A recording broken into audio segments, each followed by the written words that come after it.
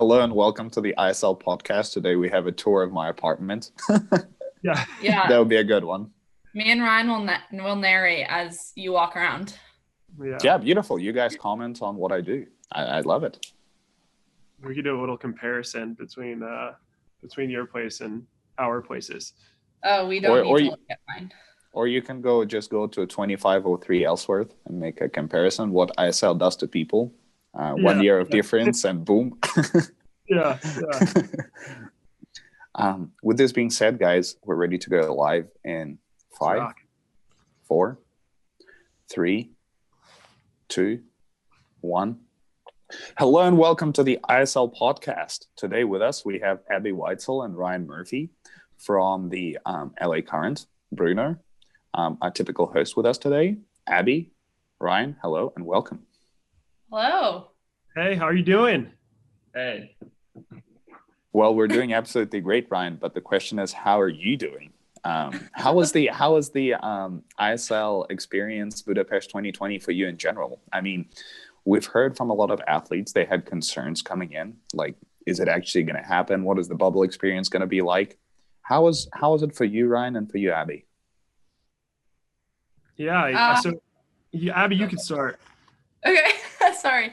I loved it. Yeah, I definitely had some concerns going in. Didn't even know if it was going to happen until I got on the plane and I was like, okay, I'm going. And then I had such a good time. I kind of miss it in ways. And it was just it was put together awesome. It was never drug on. Like, I didn't feel like I was completely ready to leave ever. So it was really fun, and racing experience was awesome, and just getting to meet so many new people that I probably wouldn't normally get to meet and hang out with. So it was a bit of a feeling of normalcy being around that many people again. So I would say it was really exciting. Yeah, and I guess kind of just like to echo off of that, I think it was, I just thought everything was kind of best case scenario. You know, like the accommodations were really good. The food was great. The racing was awesome. No one got COVID. So like the health protocols were really solid. So it was an incredible experience. Like as Abbey said, like just seeing people and seeing like international people again was a really cool experience, and just kind of hearing like what the past couple months have been like for everyone, and just recognizing that like this is a tough time, but no one is immune from that. Like everyone has to make some little subtle changes in their lives. And so it was kind of nice, like from a mental side, just to recognize everyone is kind of dealing with that. Yeah, absolutely. And you mentioned a couple of words on sort of the difficulties coming in, and ISL being sort of the base case scenario of how it rolled through. Ryan, and maybe I'll reveal something new to our listeners. I hope you're not too mad at me about this. You're an incredibly busy athlete, and of course it's the Olympic year, and your initial plan, you wanted to stay there for the qualification stage and maybe go back to US for the semis and the final. Yeah. We chatted with a bunch of athletes alongside you, and a lot of people had either a similar plan, either they were coming up to us and saying, well, can I be here for only 3 weeks, 2 weeks, maybe 5 weeks? I really can't make the entire stay. But within like 3 weeks, people started coming up from teams that potentially it was already evident that they're not going to qualify for the semis. And they were saying, could we potentially stay for the entire experience and not go home? We want to stay through the final as long as we can. And you ended up being one of these people who ended up staying through the semis, through the final, unlike your initial plan. What changed everything for you? Yeah, so I think it was a couple of things. I mean, one, like I'm always someone who likes to promise less and execute a little bit more. And so just going in, like I was completely hesitant about the whole thing. You know, like if we had come in and there was a COVID outbreak, I wanted to have the flexibility to just be like, all right, I'm out of here. If we got in and in the pool situation or the weightlifting situation wasn't up to my standards, I was going to be like, all right, I'm out of here. If the hotel or the food wasn't up to what I was hoping for, I was going to get out of there. And so that all ended up being really, really great. And then obviously the finances played a portion of it. Like it was it's solid money to race out there. And so that did play a little portion in my decision, but the majority of it was that I was able to keep up the training that I wanted to do, keep up the nutrition that I wanted, and just feel like when I came back here, I was able to just roll right back into training. And so that was kind of my hesitancy going in, and ultimately it just ended up being a really, really good situation. Yeah. Thanks, Ryan. You mentioned the training, Ryan. Abbey, you're gonna go to training just a couple of hours. Ryan, you just came back from training, but you had an amazing start of ISL season, both of you in the backstroke and in the freestyle events. But how was your training during the pandemic prior to coming to the ISL? Yeah, so I mean, I think it wasn't like uniform week to week, so there were subtle things that changed every week. But for me, I would say like it was a little bit heavier on like the dry land weight side. And, just because of pool access, like the number of hours in the pool was a little bit less. And it was kind of that way through, I would say, like end of August, early September. And then at that point, we were able to get into our typical 9 water workouts a week, and hit our 3 weightlifting sessions per week. So the first couple months really hit the dry land hard. And then the month and a half leading into ISL, we were able to really ramp up the water work. Yeah, I was probably about the same. I was limited on pool access. Luckily, I found some pool time this summer. So that was pretty nice. And I never was out of the water unless it was the initial, like, I would say 2 weeks that it was announced that the Olympics were postponed. And so I was in the water the whole time, and same as Ryan, we train obviously both at Cal. So until the end of August, when our pools luckily opened up, and thankful they're still open at the moment, was able to get back in the water full time with our training in the pool and weight room as well. And during the summer, I would just do, my own weights, where I could. And it wasn't very consistent, but I know I had it better than a lot of people out there. So I'm very thankful for that. There you go. And Abbey, knowing Terry a little bit, you probably had quite a bit of yardage and strain on your body coming into the ISL, right? Same for you, Ryan, but probably a little heavier for Abbey, no? It's a funny question. Yeah, I would say, I do a good amount of yards, I would say, compared to a lot of sprinters out there. But Terry's someone where if I need something, I ask and she'll accommodate. So I would say, yeah, I was in a heavy, I was in shape. I came off of a heavy aerobic base and got to ISL and was able to start working on a little bit more speed. But I would say that's how my training normally works. I feel like this year is obviously different, but I go from a really heavy aerobic base in the fall and kind of train off of that. So wasn't anything I wasn't completely used to. Yeah, and I think for me, like I can't remember like exactly what sort of phase we were in coming in. I just knew my body hurt. So I know we were going hard. I actually cannot remember what exactly we were doing, but I know it was hard going into ISL. All right, thank you. And Abbey, another question to you. We had a discussion recently with a couple of coaches, especially from LA Current, David Marsh to be particular, and we were discussing the first couple of matches. And Abbey, you were the lead breaststroker for the LA Current coming in. Were you training extra breaststroke before the ISL season, or was this something you discovered once you arrived? So I would not say I can do anything really over a 50 breaststroke short course, because my start is good and my pullouts are good, so it just makes sense. So actually, my first 2 years of college, I swam the 50 breast on the 2 medley relay at NC's. So I have like breaststroke experience, I guess you could say. And so they were like, why not try it? So I guess they threw me in there, and I haven't trained breaststroke in a while. Like my first 2 years of college, I trained a lot of breaststroke, and now I train, if I'm doing not freestyle, I'll do backstroke or sometimes fly depending on the set. So I don't really train that much breaststroke. So they kind of threw me in there, and it was really fun. I loved it. I didn't do so hot necessarily. So they put the breaststrokers in there, but they just decided to try it because why not? And it didn't go as planned. So gave other people a shot, and they did really well. So yeah, I think it was just kind of a test it out because why not situation. Yeah. Any aspirations at all during the final to swim the breaststroke skins at all?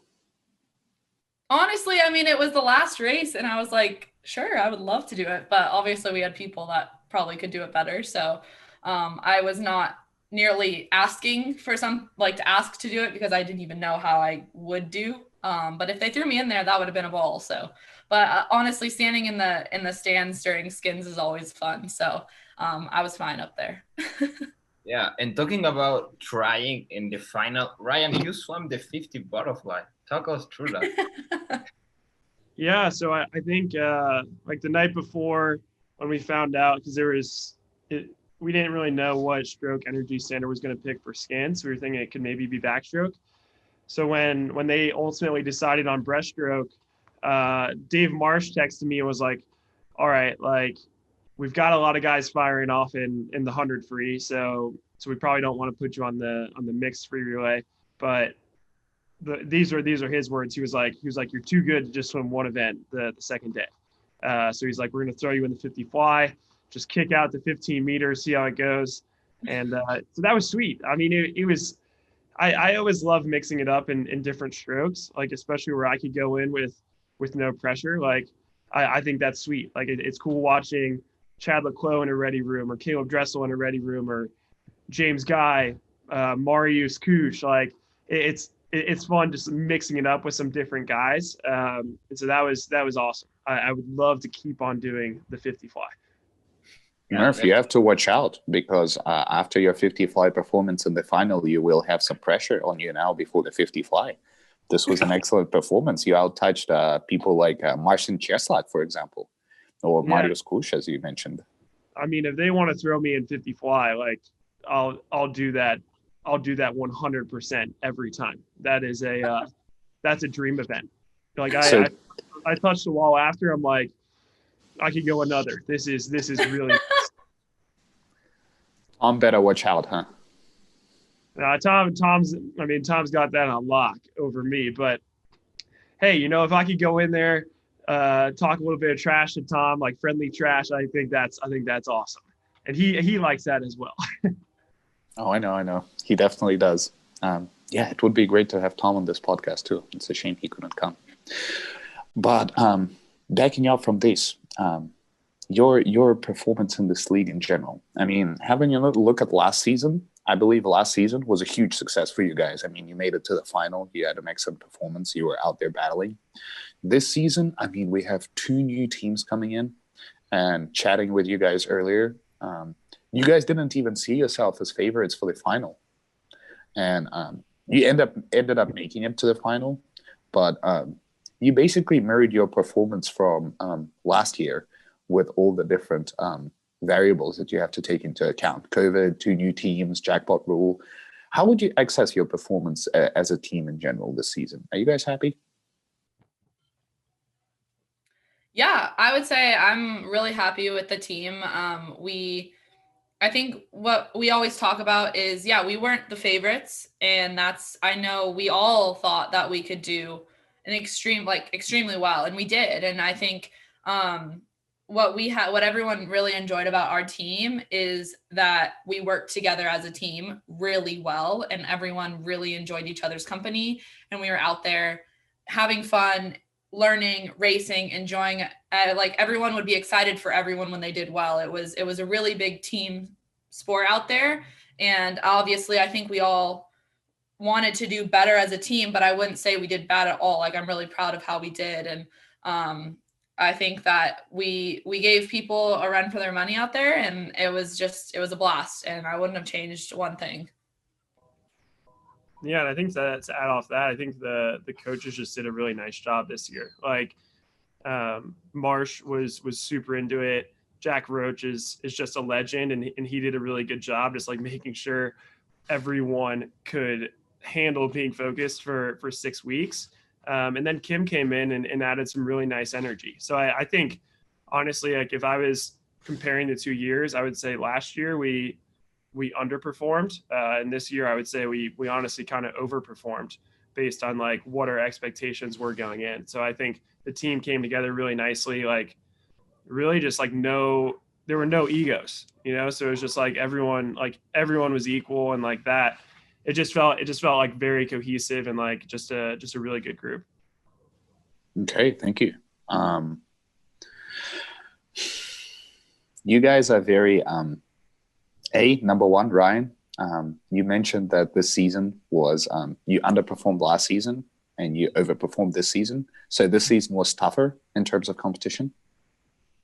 No. So I think like I would say like compared to our expectations, like in 2019, we went into the final and we're like, we got a shot. Like we've got some serious talent on this team, and it was a very like American centric team. So like we kind of knew everyone that was on the team coming in, and I think this year like it was a bit of a mix between like the Americans and the internationals, where like we came in and I was like, you know, like I don't know who Tomo is. And then he comes in and that dude is just a beast every single meet. And so like I think you kind of find, I think what was nice about ISL this year, just given the number of meets, is you were able to find some stars. And that was really cool. And our team, I felt like, had a lot of people that ended the meet on an upwards trajectory. Yeah, definitely. And you mentioned that you did not know a lot of the people in your team, and you and Abbey had amazing careers, had a lot of international experience. Were you feeling pressure, like this kind of leadership role? I wouldn't say pressure. I mean, I think it's like leadership, like everyone's gonna look at it in a different way.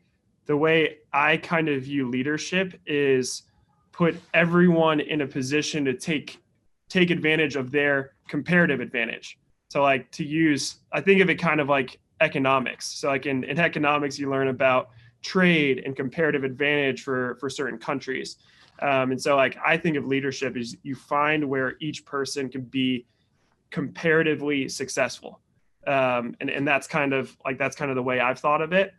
And so like my message to the team was just trying to get everyone comfortable being around each other and being comfortable like speaking up in front of the team.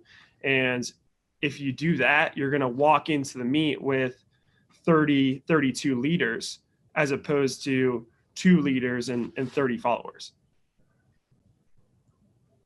Yeah, I would say I came into this meet not knowing what to expect because I wasn't here last year or 2 years ago or whatever you want to call it. I wasn't there the year before. So I was a complete like rookie going into this. And it's not like, yeah, I have a lot of international experience. And yeah, I feel like I am a good leader in my own way. As like Ryan was saying, everyone can lead in their own way, but also like this was completely new to me. It's not like I knew what to expect. It was completely different than any other experience that I've had before. So I was coming in like ready to learn and ready to, you know, have my own experience in this. But in regards to swimming, I think a lot of people came in having no expectations, especially after this year. It's just been a crazy year. So I know I was going in just really excited to race with not many expectations, and just doing pretty well was a cherry on top of the situation. So yeah, I wouldn't say that I came in like, oh, I'm going to go lead because I have all this experience. It's like, no, everyone has their own experience. And a lot of people had way more experience than me in the ISL because I wasn't there. So there's many different ways to look at it. But I think what Ryan said was he did do an amazing job leading this year. And that was his message to everyone, like the first team meeting. So that was our team's motto, I would say. You guys were also quite lucky in terms of leaders, right? Because both you, Abbey, and Ryan had had experience leading your respective teams at your Cal experience, right? Was this a good translation of that experience of your senior year to leading LA Current? I would say I would say if you're saying I was a captain on Cal, I mean, I wasn't a captain on LA, but I think, like Ryan was saying, it's not necessarily who has the captain title. It's about everyone like looking up to different people, looking up to everyone and learning from everyone on the team and trusting that everyone can walk into the pool and do their part as best they can. And that's like what leadership is. I wouldn't say it's like, oh, I'm strictly going to go to Barrel Orion to do like to know something. It's like I can look up to anyone on the team and ask anyone to do something, and I know they're going to put their best effort forward. So I wouldn't say it's necessarily like, oh, I know how to lead because I was a captain on Cal. I think it's the situation you're in, and I think the team did a really good job of that. Thanks, Abby. I would honestly kind of compare it to like a buffet. You know, like we had 32 people or however many people we had on our team. Like if you're in ISL, you're probably one of the best people in your training group. Like it's only really good athletes there. And so like by the nature of our sport, if you're a really good athlete, you're put in leadership positions. And so like that was another message we had. It's like everyone on our team has probably been a captain at some point, and they learn things from that they could throw into the team. So it's like if we take like the best aspects of Cal, put it into the team, take the best aspects from take a Will Lacone from Texas, or like these guys that are training at Team Elite, some of these international Brazilians, like they all have leadership qualities that they bring to the table, and you mesh that all together, and I think it can be a pretty powerful thing.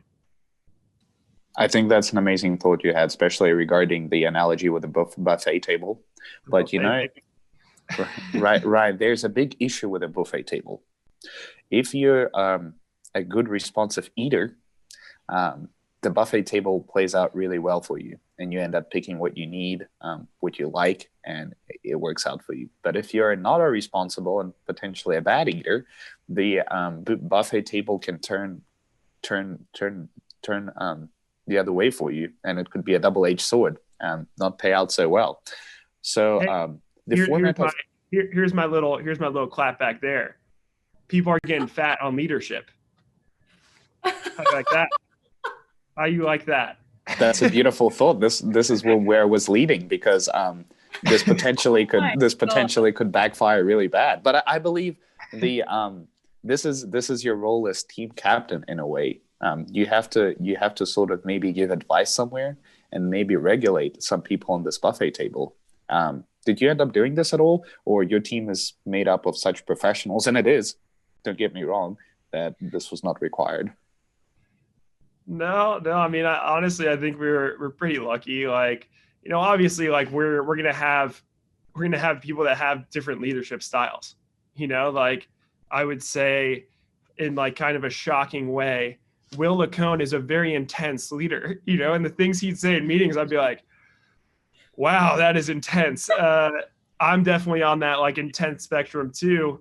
But then you have people that are a little bit more like, hey, let's go out there, like let's have a lot of fun. And that was kind of like what Barrel's message was. And so you have like the entire spectrum of like what people respond to. And I think like you're gonna, I mean, I guess getting back to the buffet analogy, like we're all professionals. We all know what we respond to. And so it's like if 6 people are talking, 3 of them are super intense, 3 of them are more like let's just do what we do. You know, like you're gonna pick your message there and roll with that. Of course, makes sense. You're gonna radiate towards the thing that is more beneficial to you and makes more sense. Yeah, that makes perfect sense. Beautiful. Abby, I kind of want to throw you under the bus a little bit, but forgive me for this. You mentioned that the season went excellent for your team, and that you would like to change nothing about it. That being said, when we met you guys earlier in Budapest, you're one of these people that mentioned that you guys do have a rival, and it's the Cali Condors. Oh, And okay. the Cali Condors ended up winning the ISL season and the final in general. You guys can't be fully happy about this. If it's your rival, you should have something inside you that is saying, no, I'm not fully happy about my result. And if there is, I'm not saying that 100% you guys have this inside, but if you do, what do you think are the things you have to change before the next season to come out victorious? Yeah, no, I think that's a completely fair question. Yeah, obviously, like I said before, I'm sure at least and I'm sure many people wish we did better in the end. Like, yeah, we didn't win. Did I wish we won? Yeah, that would have been awesome.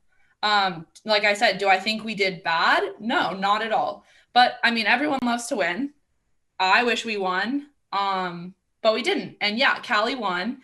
And I think it's our rival team because we're both like American based teams. You got California, it's just like, it was a rival, I guess. And we tried to, yeah, were we trying to beat them when we went? Yeah. Did we? No. I think what we could do better, I guess you could say, is I wouldn't say there's one pinpointed thing like, oh, our team did that terribly. Do I think personally what I could do better next time is, yeah, I think I could have a better mentality before certain meets. I think I could, I feel like I could have gotten a few more points. I was really close in the 100 free. I was 4 100s back from winning. Do I think I could have gotten my hand to the wall? Maybe. So like there's little things like that like I personally think I could do better.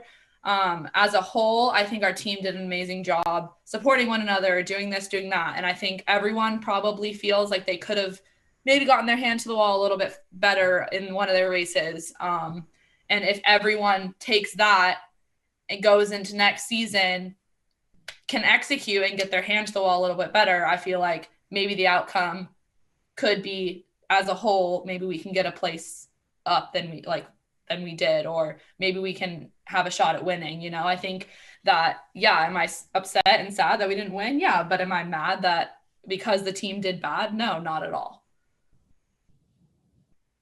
Yeah, fair enough. Thanks, you Abbey. really enjoy your experience at the bubble, both of you. But I really want to touch on something. This year, the stroke skins were a new element that was added to the ISL, and you both got to do this. Abby doing freestyle, Ryan doing backstroke. Actually, Ryan, you also has the record by most points in a single event in ISL, 58 points in the first match, doing those backstroke skins. But from a fan perspective, it's really excited to see. Tell us how excited it is to swim the skins, and if there's a lot of pressure by your team because it's one of the most important events that there is on the schedule. Yeah, I mean, I think the skins are incredible, and like it's just like it's totally different from anything else we have in swimming. Like we kind of train to get up and just fire off, be our best in a single event. And so like you do that, and then it's like, okay, like qualified for the next round. I've got 2 minutes to kind of like gather myself and try to do that again. And then if you make it to the last round, you got like 2 minutes to gather yourself and do it again.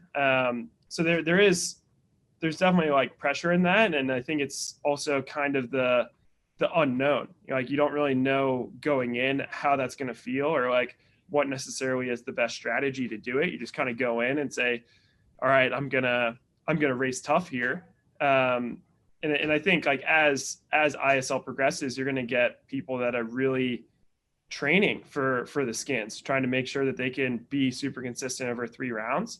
But yeah, it's an incredible, like I think that's an incredible aspect of the league. Yeah, I've really, really enjoyed skins, watching and swimming. I wish I could have gotten another chance out there to do them. I got one. Well, actually, that's a lie. I got breaststroke skins. Didn't succeed. That was 50 breasts. The freestyle ones, I wish I could have had another shot at them because they were so fun. And yeah, like Ryan said, it's something we're completely not used to in swimming, and that's what's fun about it. And it's like kind of strategy, kind of not. Like I know I was like, okay, I'm gonna breathe a lot on my first 50. Then the second one, I'm just gonna make sure I get top 2.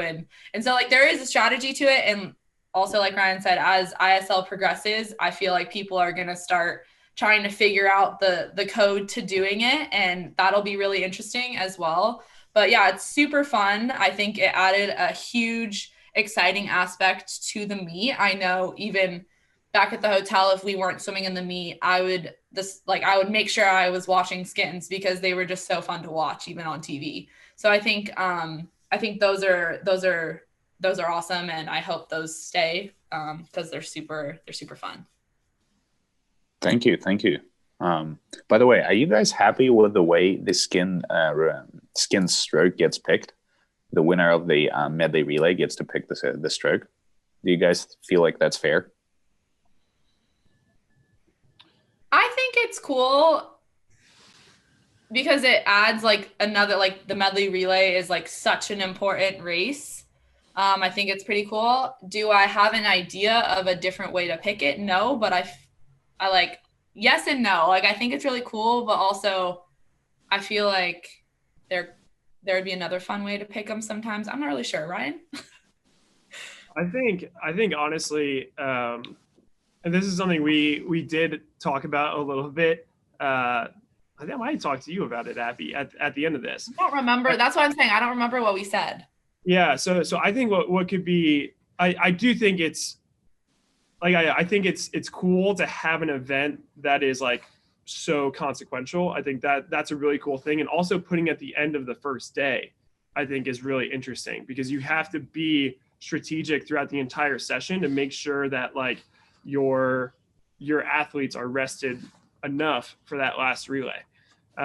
Something that I think could be interesting as ISL progresses and we really set up home bases is letting the home team pick one skins. So like the home team say for us, say we want to pick women's freestyle. And that's just set in stone.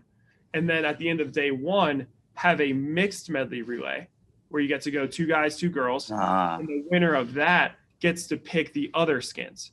And so like, I think it does have to be opposite genders. So say like we pick women's freestyle and then we win, or so whoever wins the skins or whoever wins that mixed medley then has to pick a male skins race. I think that could be an interesting caveat because I do think there needs to be a subtle home field advantage. Like I think that's a really cool thing for the home team to get in and strategize and be like, all right, like we're going to take advantage of this. And then like you're giving the home crowd something to look forward to because they know that their athletes, like the people that they are really fans of, they're going to get to see those people in skins on the second day. I think that's an excellent idea. I think we added something about like the 2 medley, adding like a 2 medley in there, like a mixed 2 medley, not a mixed 4. That would be super fun. I don't know, throughout the whole bubble, everyone was like, I wish there was a mixed 2 medley relay. It'd be so fun. Because the mixed 4 free is super fun. I love mixed relays. I love relays. But a mixed 2 medley is just so strategic and so like so many things can happen. I think it would be so interesting to add, and just it's another fun event, and it's not like another 100 where it's like really detrimental if you have more races that day, but it's just something really fun you can dive into.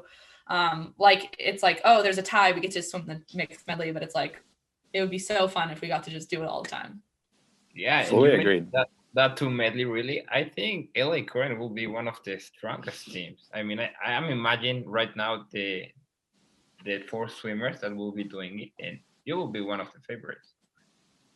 But you were absolutely right, Abby. The 2 medley relays are so strategic. I mean, Bruno, you mentioned that the LA Current would be the favorite for this. But when you think about this.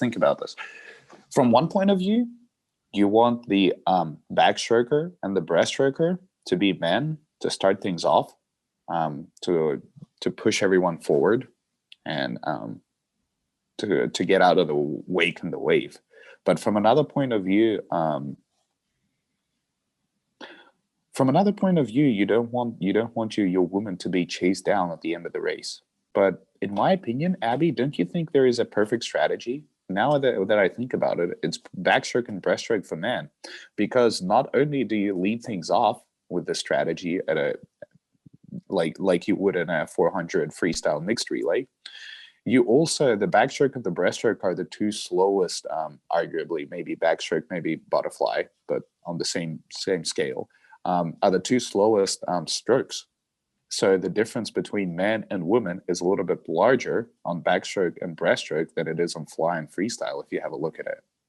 I think it depends on who you have to start.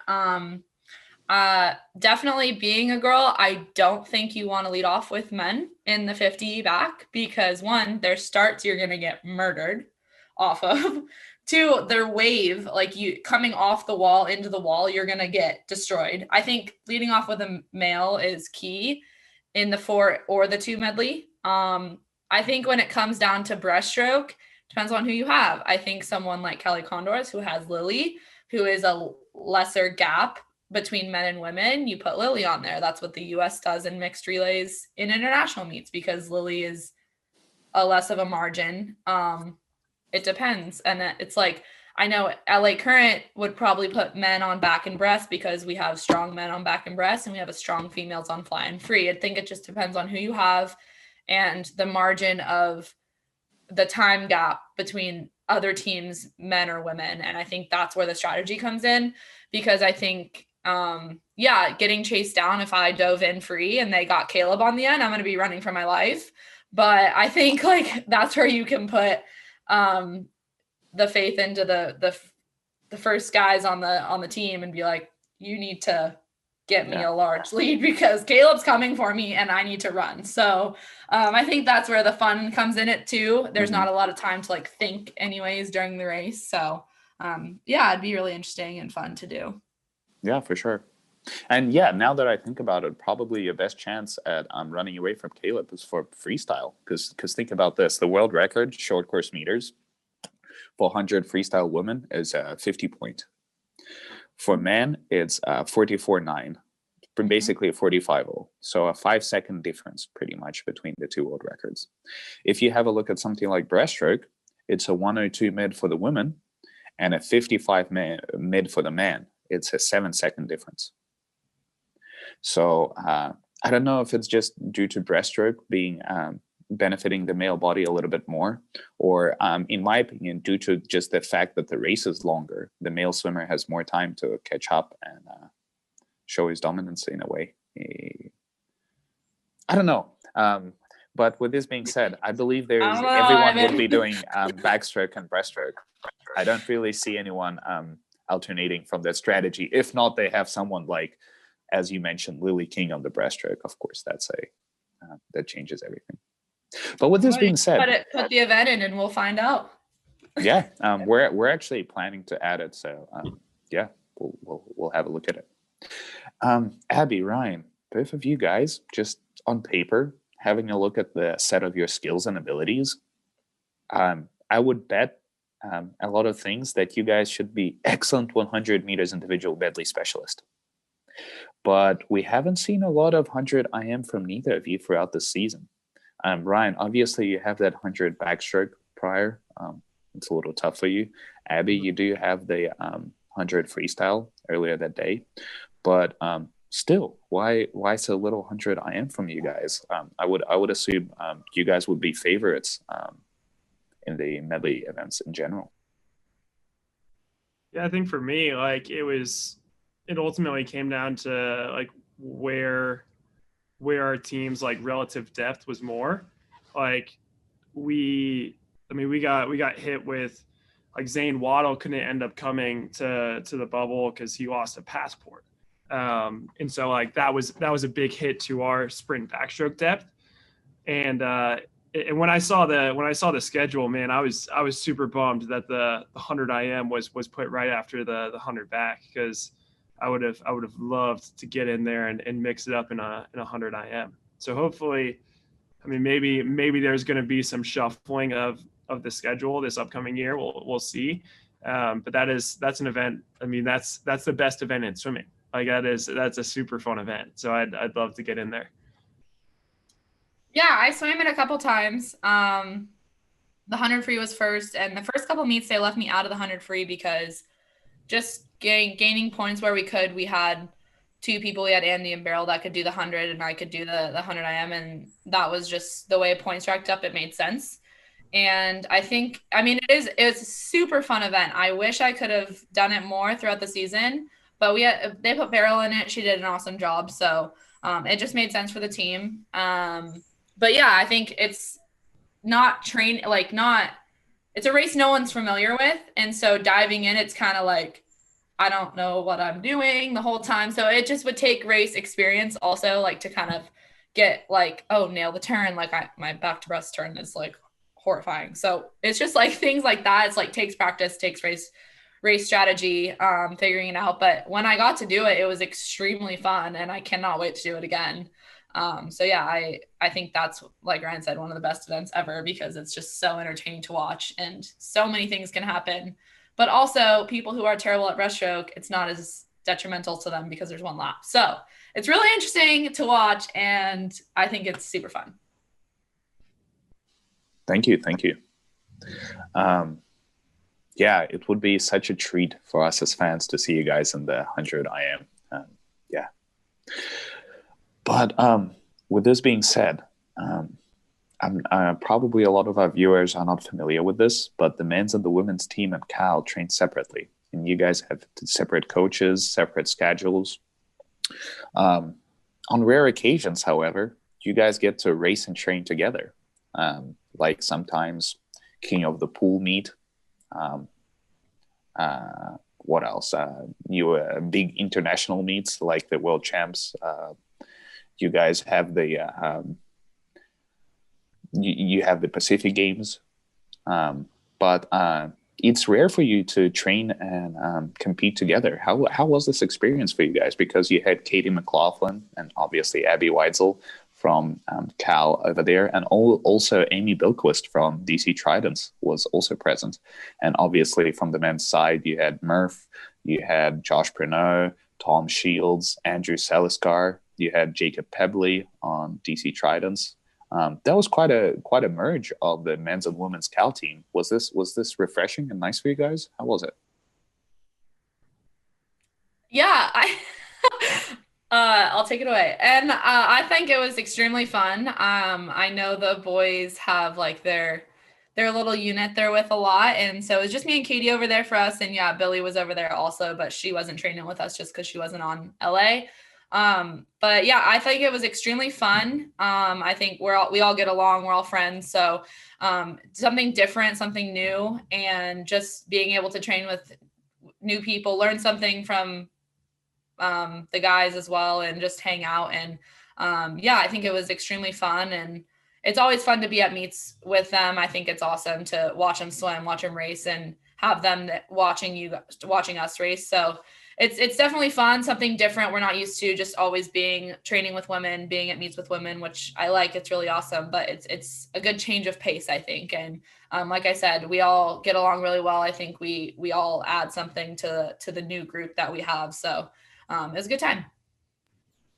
Yeah, I totally agree. And I think to kind of like add on to that, I just think Cal's a very unique place. And so like, even though like me and Abby don't train together on a day-to-day basis, like there's shared experiences, and you kind of know what they go through. Like, you know what the academic experience is like at Cal, you know what the athletic experience is like at Cal, and you know like the general personality of the people at Cal. And so like it just makes it very easy and like pretty seamless to just come together and mesh. And so yeah, like they're like literally like it was just boom, like start training together. That's really easy to just bring Abby and Katie into the group. And it's fun. Like they definitely add some nice personality to the group.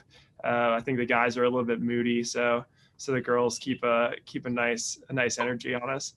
We like to say we keep things light. We're like the neutralizers in the situation, because the boys are all moody and they get mad at each other, and we're like, hey everyone, we'll go in your lane because you all are fighting. So not really, but it's just funny. It's just like completely boys and girls, like everyone says it's true. Completely different personalities, completely different mentalities around training, at least like me and Katie. So me and Katie are always just bopping around and we just jump on in. And I think it worked. It was really well, especially 6 weeks being together. I think we did a really good job of just like always staying pretty neutral. And it was never like, I can't be around these people anymore. So yeah, it was pretty fun. Yeah, so maybe a huge testament to the success of your team and the team spirit in general goes to Abby and Katie, I guess, the de-escalators of the situation.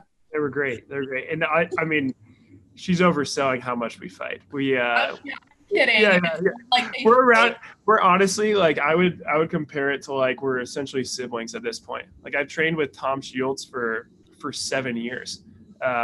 That's a lot of time to be around someone. So like, yeah, we get in little tiffs like brothers do, you know? Yeah, I know. Yeah, I know. Fight. It's just funny. Tips. There you go.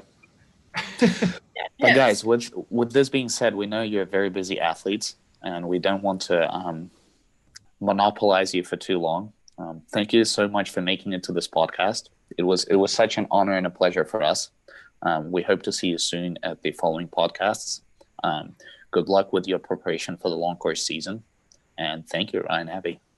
Thank you. Thanks for having us. Yeah, thank you so much. Enjoy that little puppy you got. Thank you. And to all the listeners, we will have another match analysis happening this Sunday. And our next podcast will take place on Monday.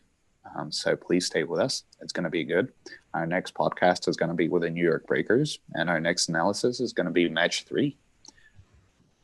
Nice. Abby, Ryan, thank you. And have an amazing day. Later. Yeah. Bye. We're not live anymore.